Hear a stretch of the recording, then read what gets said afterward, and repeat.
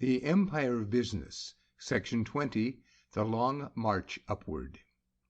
If man had been created perfect, but with an instinct for his own degradation, and if he had fallen so low in the scale as to become unfit longer to live, then indeed his future might well be despaired of. But when we know that instead of this he has developed slowly from the lower orders of life, constantly ascending in the scale, century after century, for many thousands, perhaps millions of years, moving steadily towards perfection, we can indulge in the confident expectation that there can be no retrogression. We behold him and exclaim, quote, "What a piece of work is a man! How noble in reason! How infinite in faculty! In form and moving, how express and admirable! In action, how like an angel! In apprehension, how like a god!" End quote. Only through exceptional individuals, the leaders, man has been able to ascend. He is imitative, and what he sees another do, he attempts and generally succeeds in doing.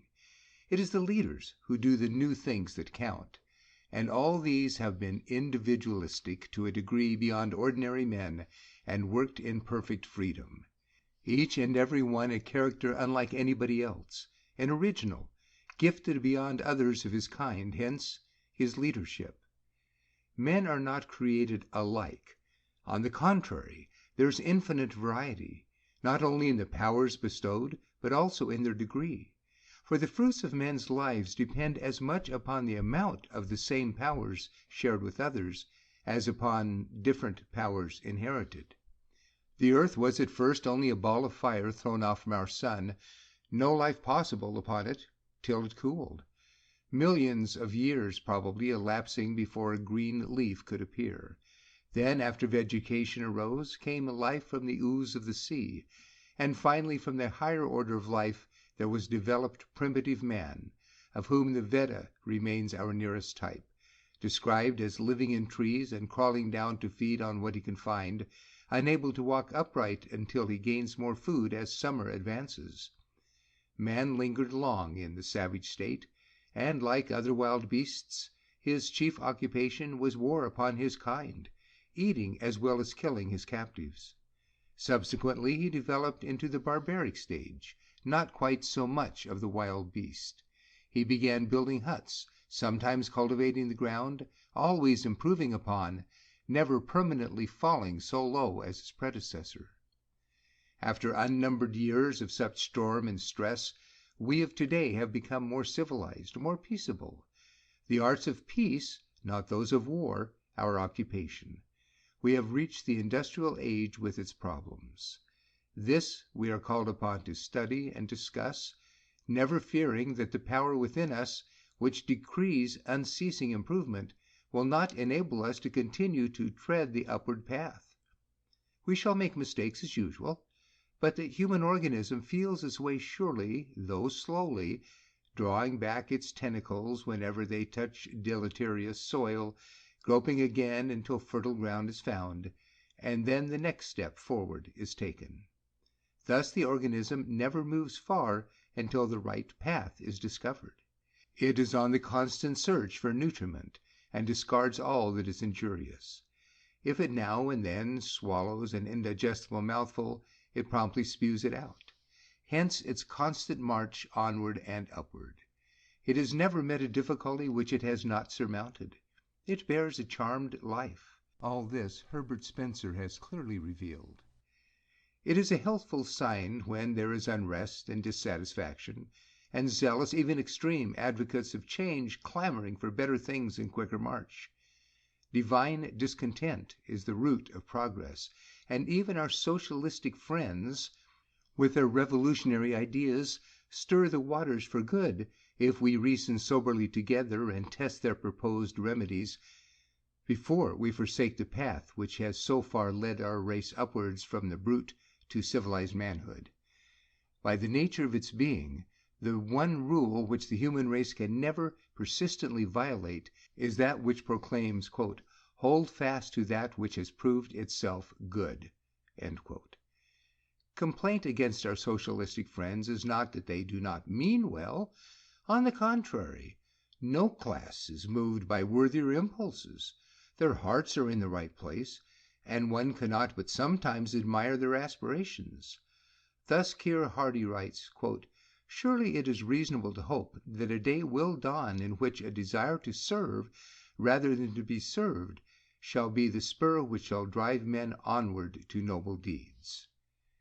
There is perfect agreement on two leading points of principle: hostility to militarism in all its forms, and to war as the method of settling disputes between nations is the first. End quote. George Eliot says somewhere that she could imagine a coming day when the effort to assist a fellow being in trouble would be as involuntary as it now is to clutch one stumbling and in danger of falling to the ground. Such hopes and aspirations are not confined to socialists. They are held by hosts of good individualists. Let these be freely indulged. Under individualism, the race is ever developing the generous impulses. Altruism grows as time rolls on. Never was civilized man his brother's keeper to such an extent as in our day. Socialistic conditions are not required to produce healthy growth in this direction. Where we differ from the socialists is as to the advisability of any violent change from individualism, which has guided and is still guiding in the direction desired through the continual improvement of present conditions.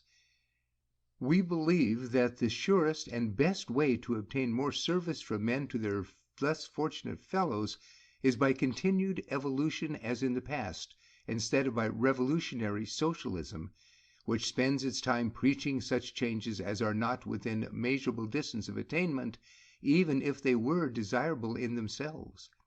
We feel that socialists neglect the immediate duty of their day and generation, and vainly attempt to provide for a distant and unknown future of the race which alone can determine its own wants in its own day.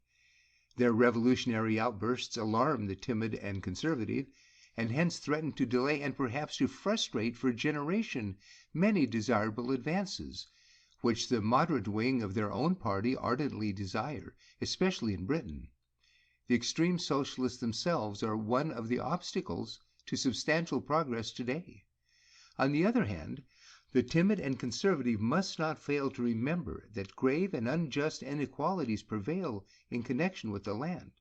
Non-taxation of site values, plural voting, and unequal electoral districts in Britain, also in taxation not according to ability to pay, and unequal distribution of wealth common to all countries. And they also should remember that the surest and indeed the only way of ensuring a contented people is promptly to recognize and redress these and other evils. It would be futile to indulge the belief that the masses of Britain will much longer be content to see their fellows in Canada, Australia, New Zealand, and America enjoying free land, without primogeniture or settlements, and sites taxed at true values, equality of voting power through equal electoral districts, one man, one vote, payment of members, complete control over the liquor traffic, yearly licenses at high rates and freely canceled, and local option rapidly spreading.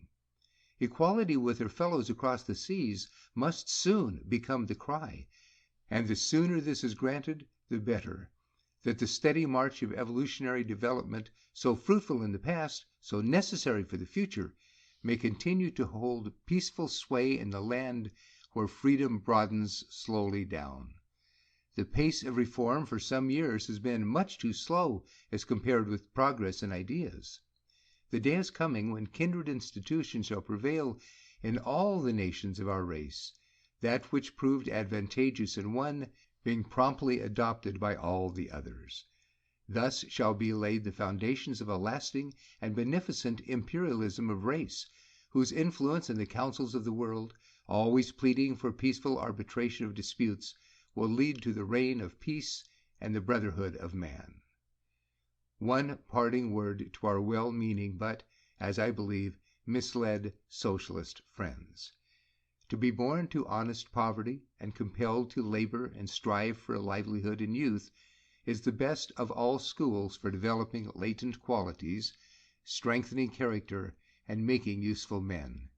Hence from this school have come our leaders, It is well that man should go forth to his work in the morning and labor until the evening. Work is no punishment, it is a blessing. Steady work is also the best preservative of the virtues. No substitute for it has yet been found. Man has not been placed in this world to play and amuse himself. He is entrusted with a serious mission and has onerous duties to perform, not to a future generation, but to his own. And he who fails to labor for the improvement of this, our own life of today, does not deserve another.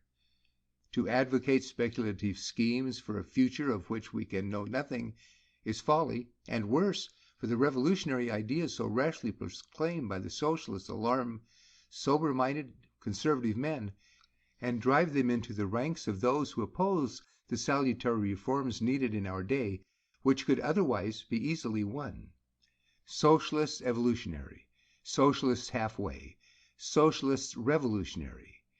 We are here to attend to the pressing wants of our own age, not to obstruct the steady, orderly march of progress by basing action upon the startling assumption that in a distant and unknown future, individualism, under which man has steadily advanced, is to be supplanted by communism. This is to lose the substance by grasping for the shadow and waste our time like children chasing rainbows and crying for the moon. End of section 20.